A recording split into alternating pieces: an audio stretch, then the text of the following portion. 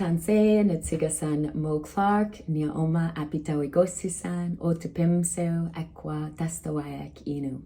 Hi everyone, my name is Mo, and I am a two-spirit multidisciplinary Métis artist. I'd like to talk now about cultural sensitivities and protocols when working with incarcerated youth, specifically Indigenous youth. As a Métis artist and creator, I've worked extensively with Indigenous communities, folks coming from different nations, different walks of life, different personal and collective histories. I think first and foremost, what's important to note and what's important to do your homework on is what are some of the historical, systemic, and cultural notions that have led to the current situation of the youth or the community you're working with. So I really like to examine and look closely at the history and impacts of residential schools, on the history and impact of contact in different communities. So when did a settler community come into Indigenous communities, and how has that impacted the cultural continuum, language continuum, and traditional land-based practices of that community?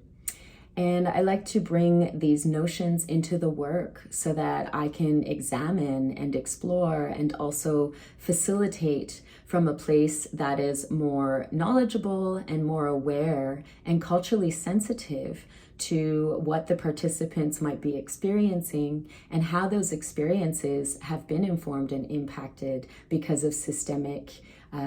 situations and colonization.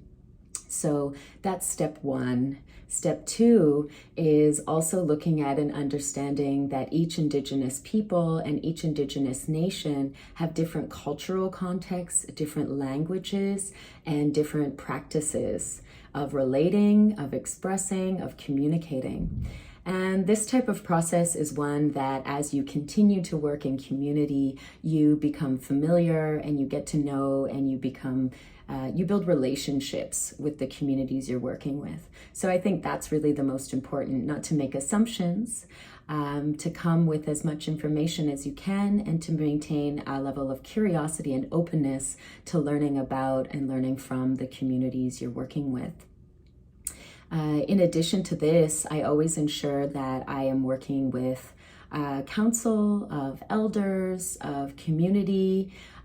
people that I know and I've built trusting relationships with, so that whatever I take with me when I leave those workshops, I can process and work through with the support and cultural support of elders. So this might include working with plant medicines,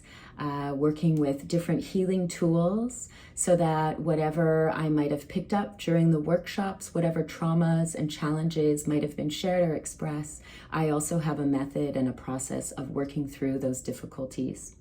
And in relationship and in conversation with elders and council, whether that be other arts facilitators, other teachers, I'm also able to speak to and to process some of the challenges that have come up, some of the things where I didn't necessarily know how to respond, to develop and further my toolkit to be a better ally and a better advocate for the needs of the students and the participants I'm working with.